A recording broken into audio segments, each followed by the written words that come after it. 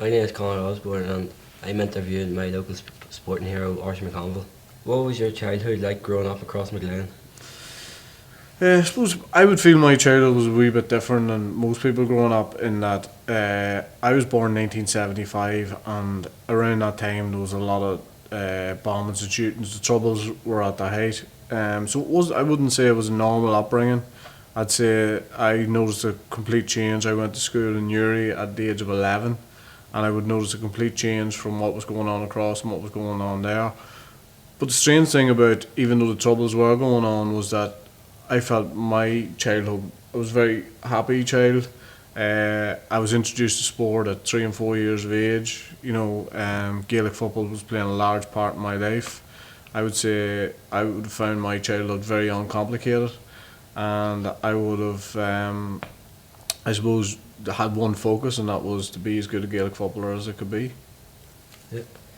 Did you play any other sports when you were younger other than Gaelic? We would have played, not competitively, but we would have played bit of basketball. We obviously played a bit of soccer, and believe it or not, there was 4 or 5 of us who would have played a bit of cricket at one stage. Now we never let anybody from Cross see us playing cricket because it would have been frowned upon. But we used to play a bit of that as well, rounders, handball. We used to sample all the sports, but the only one I played competitively was Gaelic football. Who was your local sporting hero when you were growing up?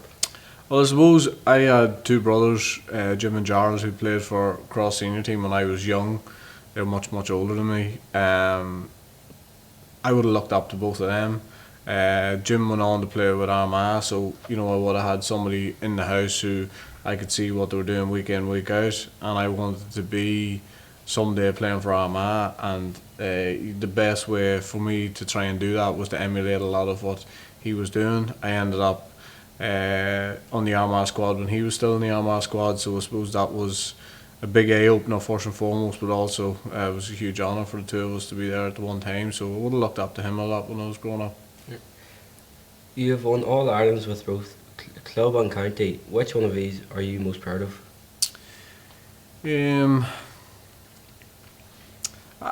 I'm proud of them all. We won 6 All Irelands with the club. I suppose the one I'm most proud of was the one I was captain in, which was 2007 with the club. But 2002 for Armagh was very special because we'd never done it before. We haven't done it since. We look as far away as ever from actually doing it again. So that was very special. But for me, on a personal, selfish point of view, 2007 captain across to win the All Ireland, the club. Who would you say had the biggest influence in your sporting career to help you achieve what you did? It's very simple. My mum. I grew up in a GAA household, so it was all GAA. Everything was focused around GAA. When we went on holidays, we went to GAA. We went to GAA matches. We usually went to Kerry. We watched Kerry senior team training on a Tuesday night. We watched a Kerry championship match on a Wednesday night. We always, everything revolved around Gaelic football in my house. So my mother and father, but in particular probably my mother, because she was the one that took us places. She was the one who was the driving force. I have video footage of her running up and down the sideline in a schools match, willing us on. So she wasn't just a driving force from the house, but she actually got on the sideline on a couple of occasions as well, shouting at me. So, but she was a real positive influence on what I was trying to do. Who was the best player you played against and why? The best player I played against was a guy called Seamus Moynihan, who I don't know if you would know or not, but he played full back for Kerry. He was very strong, deceptively quick, and the best reader of the game that I ever seen. I marked him on 4, 5, 6 occasions, and probably only once ever got the better of him. So he was probably the best player I ever marked. Who was the best player that you have played with and why? Again, this is a selfish thing. I would pick John McEntee. I played with lots of good players. I played with Geezer and McGree and Damon Marsden. Stephen McDonald, all those guys, but John McEntee, because whenever he had the ball, he always looked for me, and he always put it into a position where it was very easy for me to get it. It was very easy for me to be good at what I was trying to do, and that was kick the ball over the bar, because he always gave me the ball into space. And so it's a selfish thing, but he was the best player I ever played with. He just had, the guy had everything, and he did everything that people thought he was slow, but he just did everything at his pace. But he was a great influence. He was a very young captain across. The first year we won the second year we won the All Ireland. Sorry, but also just on the field, his leadership was unbelievable. What would you say is the most proudest moment of your career? Proudest moment of my career, probably I missed a penalty in the All Ireland final 2002, and probably the proudest moment was being able to shake that off at half time, go out in the second half and score a penalty. It showed probably a bit of resolve. It showed that I personally felt that showed a lot of character, and that was a character that was built up through underage managers, through people I knew through the club, through managers, through players I played with. And probably that was the proudest moment, because not just because we ended up winning the All Ireland, but mainly because from a personal point of view, I thought it showed a little bit of character. I was able to put the miss behind me and go and score a goal. What would be the best advice you were given during your sporting career? Again, that's simple. I was an underage manager. Tim Gregory, who was in the club, he took us from under 10s, 12s, 14s, 16s right up to minors. And I used to beat myself up a lot about missing free kicks in particular. If I missed a free kick, I would let it affect me for the next 10 minutes of the game. And Tim Gregory said to me before I went out one game, he says, "You're going to miss a free kick today. You're going to miss a shot. You're going to have a wide. You can't let that affect you in the way that you are." And from then on, I just thought to myself every day before I went out, I'm going to make mistakes, but they're not intentional. And again, I'll be able to dust myself off and go on and do better things. So that was probably the best piece of advice I got, because it gives you a realisation that you're not going to have the perfect game every day. So when you're not going to have the perfect game every day, you need to realise that. And once I realised that, and once I accepted that, then it was much easier to recover from the few misses. It is well documented about your problems with gambling. Could you tell me more about this, how this became a problem in your life and how it affected you? Well, I suppose my gambling started at 14 years of age, but in real terms, I already said to you that I came to the Abbey Grammar School in year 8, 11 years of age. I didn't feel I was academically good enough to be there. I struggled academically. I was there basically because I could play football, and I suppose those insecurities were starting to come to the fore for me. But it was 14 years of age. I walked into a bookmaker's, had my first bet on a horse, and all those insecurities went out the window. So that's probably why I ended up where I was. And then when I did walk into the bookies, I sort of loved everything about it.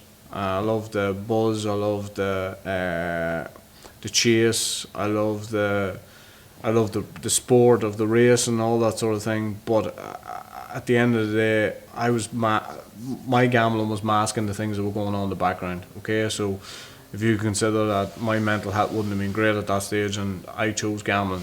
Some people choose alcohol, some people choose drugs. For me, it was gambling. And as I say, I gambled heavily to try and disguise what was going on in the background, and that just increased. I'd say at 18 years of age, I was addicted, and I continued on for another 12 years in that addiction until I realised that there was no other way out other than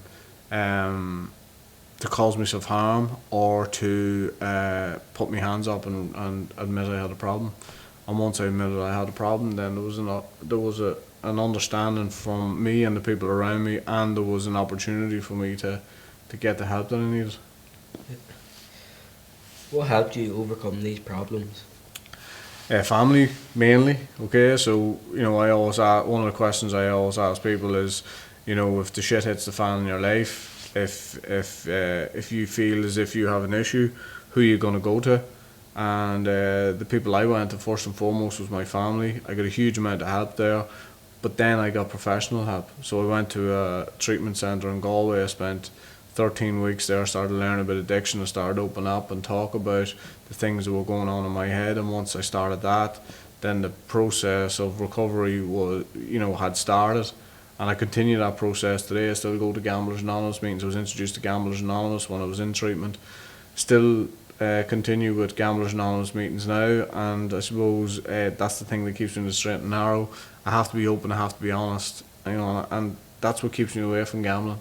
The things that I have protection mechanisms. I don't carry a huge amount of money. I never will go into a bookies. I don't go to race meetings.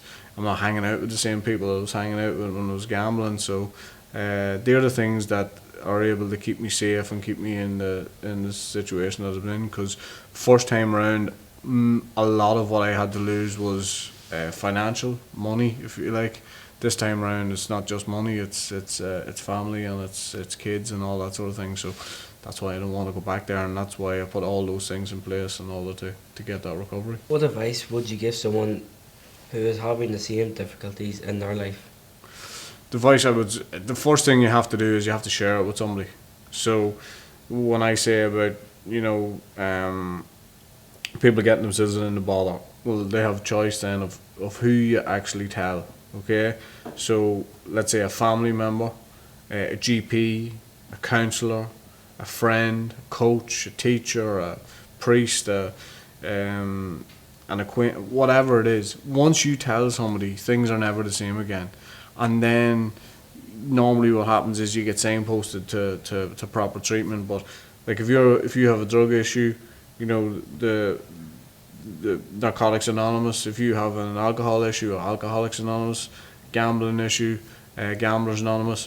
They're great because they're anonymous first and foremost, but they're also free. So you can walk in off the street, go to a meeting, and you're surrounded by people who are like-minded. So that's the advice we give. You have to share it with somebody. Until you share it with somebody, it's going to be a problem that's going to be maintained in your head. And once you share it with somebody, it's not your own anymore. There's other people involved, and that's where the help comes from. Have you any future aspirations in the sport? Well, I've done a bit of management already. I've done underage management, under sixes, under eights, under nines now. I've done the minors. I've done the college. I have managed the senior team at senior level. Managed the team Meath and now managing the team Monaghan. I suppose the next step for me is inter-county management if that opportunity ever arises. So I'll see how that goes, but I suppose realistic aspirations is someday to manage at inter-county level. Thank you for taking time out of your busy schedule to take part in this interview. I found your story very interesting. Pleasure, Conor. Thank you. Thanks.